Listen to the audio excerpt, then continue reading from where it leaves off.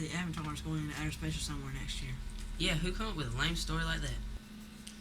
That's a common misconception. The Avatar is going on a journey to the seven heavens of the outer planes. He's not going into outer space, but he's going into inner space. See, the Avatar is going to take a Moses-like journey to the origin place of all things. That's a pretty deep subject matter for a comic book. You should really think about what all these things mean. Did anyone die? Check this out. I got it off of eBay from some greenhorn last week. Had the username the Mad Arab. I got it for a song. Mad Arab says it came from some meteorite that crash landed in Russia back in 1908. Look at it.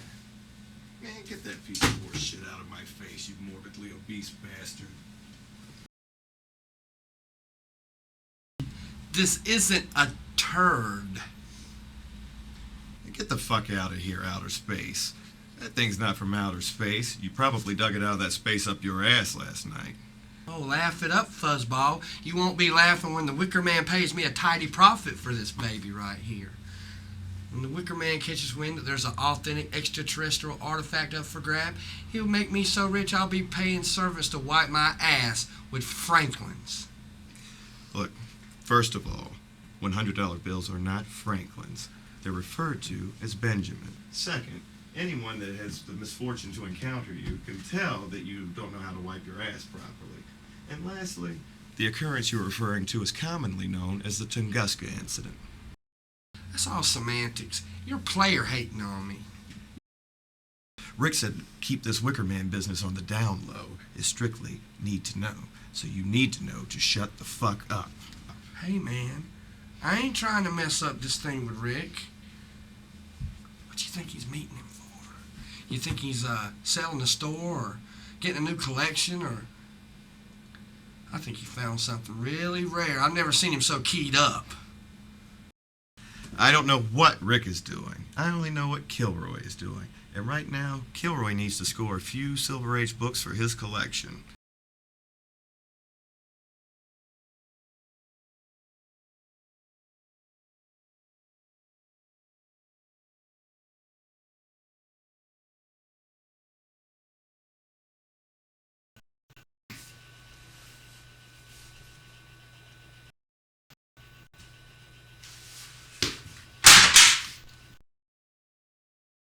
Does he ever get tired of Dr. Prophet killing people?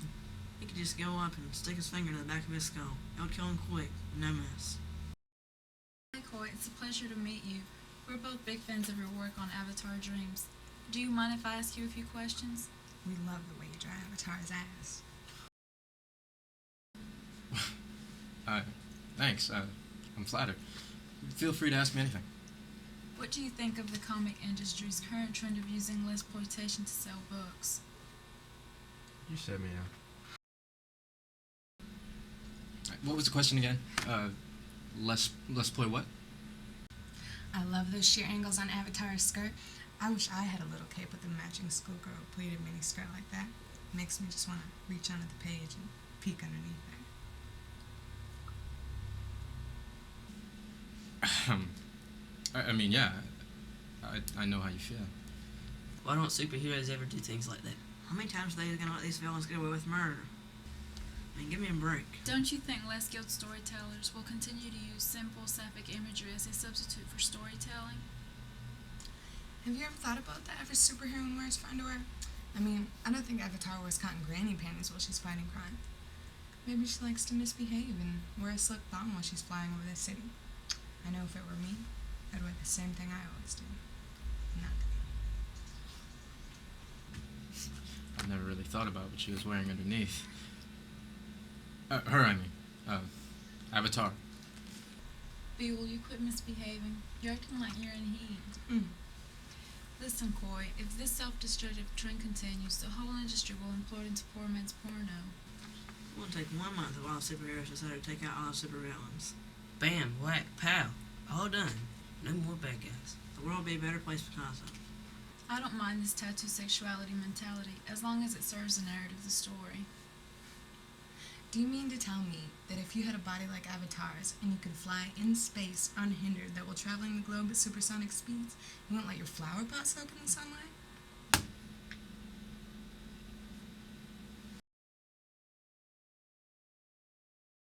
Why doesn't that ever happen? Alright, Coy, are you listening to us? Your sketch is done, kid. So what about Dr. Prophet? When is the Avatar going to smart up and put a golden bullet into the back of his skull? Don't be so concerned with death and destruction, guys. You'll get into puberty soon enough. Cam, Lucas, what did I tell you about acting like fanboys? Grab your books, beat it before I clean your braces with my sneaker. Good morning, ladies. You both seem as radiant as always today. Hello, Art. You were mean to chase them away like that. I'm trying to make men out of them. Need to find them some girls before that fanboy mentality sets in too deep. You got to take control of these fanboys before they get excited and become unruly. Now, don't worry about them. I'll have Corey autograph some books for them. They'll be all right. We were just having an in-depth discussion about superheroes and underwear. Do you have anything to add? Alright, what's up, player? Yeah, what's that big money? Hey, Paula. Hey, girlfriend. Congratulations, bro. You made the come up. You large now like Scarface. Yeah, thanks, man. Hey, girl, don't behave discourteously. People are talking to you. Hold on for a second, will you?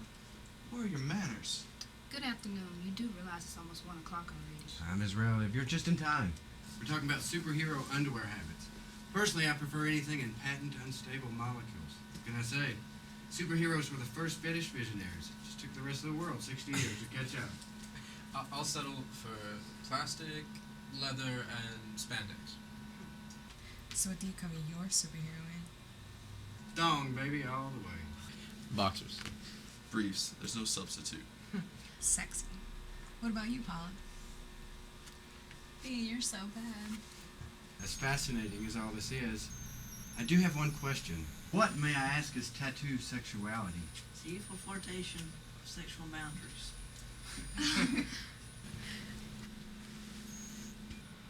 Cam, Lucas, grown folks are talking. You need to go up front and pay for your books now. Oh, you are tripping.